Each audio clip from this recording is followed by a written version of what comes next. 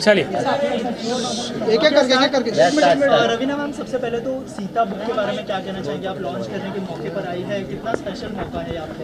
I think बहुत ही special है क्योंकि आमिश की फ़ैन रह चुकी हूँ। इनकी जो इनकी जो लिखी हुई किताबें हैं मेरे कलेक्शन में ज़रूर हैं और मैं इनकी बुक्स पढ़ती हूँ। और जैसे कि मैंने शुरुआत की और मैंने कहा मैं बहुत बड़ी फ़ैन हूँ और मैं समझती हूँ कि जिस तरीके से इन्होंने अपने बुक्स पेश किए हैं हमारी इंडियन जनता को एक काइंड ऑफ रेवोल्यूशनरी जैसे कहेंगे कि जैसे मैं लोगों को कहती हूँ कि पहले तो हम सिर्फ ऐसी किताबें पढ़ते थे मोस्टली जो इंडियन ऑथर्स नहीं इतने फेमस होते थे, लेकिन आमिश ने वो पूरा चेंज कर लिया है वो नोशन। एंड आज इनकी किताबें इतनी वाइडली पढ़ी जाती हैं।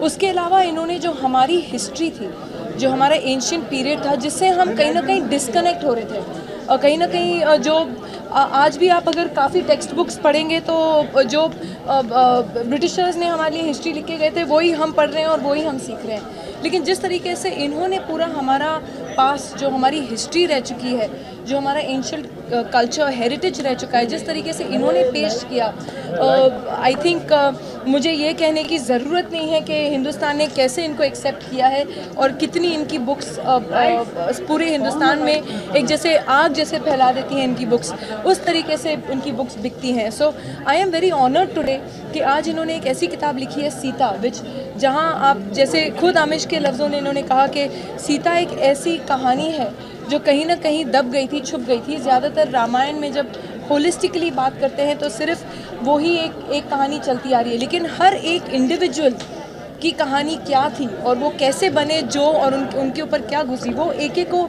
उभर के ला रहे हैं। आई एम सो प्राउड कि आज इन्होंने सीता के ऊपर लिखी है। आप प्राउड फील कर रहे हो? अभी इनको पहले बोल रहे हैं। हाँ, अमिश, जैसे आपने जिक्र किया है सीता जी के बारे में, बहुत लीडर हैं और इसलिए आपने रवीना को चूज़ किया आपके पर फोटो के लिए, या इसकी दूसरी कोई और वजह? नहीं, आपका जो सवाल है जवाब उसमें ही है।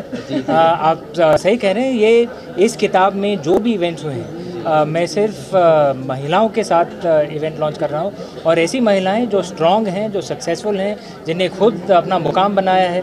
तो इस किताब की जो अनाउंसमेंट थी टाइटल की, वो मैंने स्मृति ईरानी जी के साथ की थी और कवर लॉन्च मैं रवीना जी के साथ कर रहा हूँ।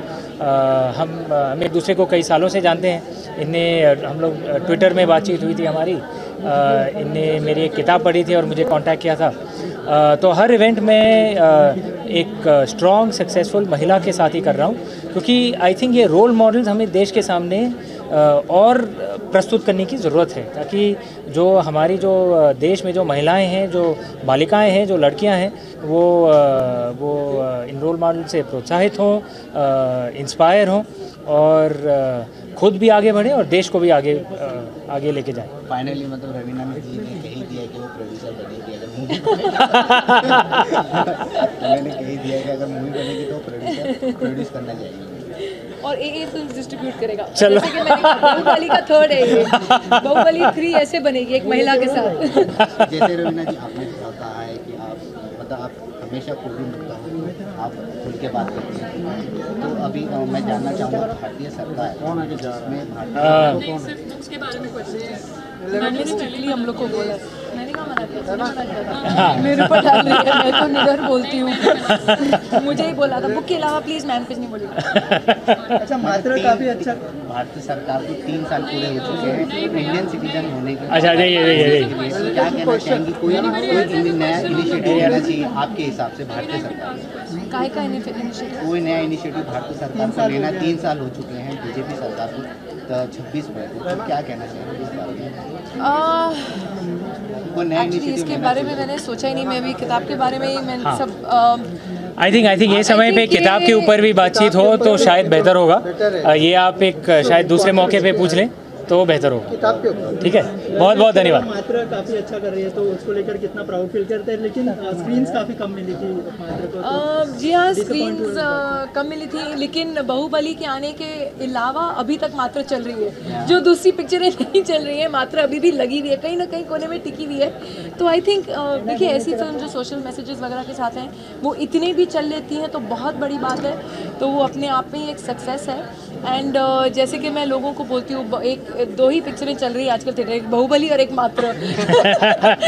तो ये अच्छा है। जैसे मैं लोगों एक और चीज़ बोलती हूँ, गलत मत समझिएगा, लेकिन इस समय 5 उंगलियां घी में, क्योंकि मात्र भी मेरी है और बाहुबली भी मेरी है, so I can not really differentiate के you know. So it's good, I think it's good कि मात्र टिकी हुई है with a film like Baahubali.